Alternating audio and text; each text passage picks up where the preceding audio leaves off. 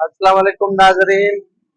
जैसा कि आप देख रहे हो कि ये इम्प्रेस मार्केट कराची का है।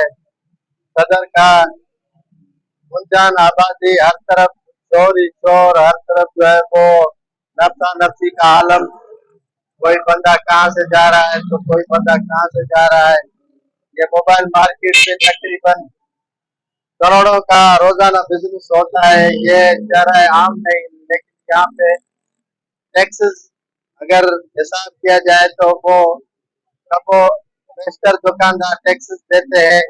अगर वाकई इस मार्केट से हुकूमत को टैक्सेस दिया जाए तो वो अरबों का बनता है बहाना।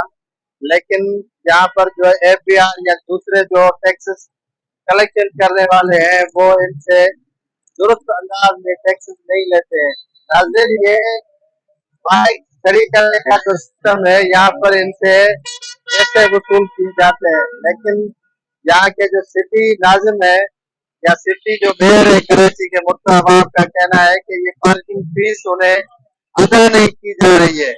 तो ये करोड़ों रुपए की जो मार्केटिंग पे या गाड़ियाँ खड़ी है तो उनकी टैक्सेस कहाँ जाती है, किसके पास जाती है, किसके खाते में जाती है।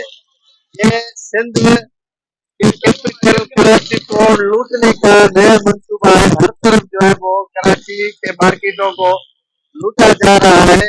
हर तरफ कराची के टैक्सेस को कम करके देखा जा रहा है। आप देख सकते हैं कि महामारी है, हर तरफ जो है वो हुकूमत को लूटा जा रहा है।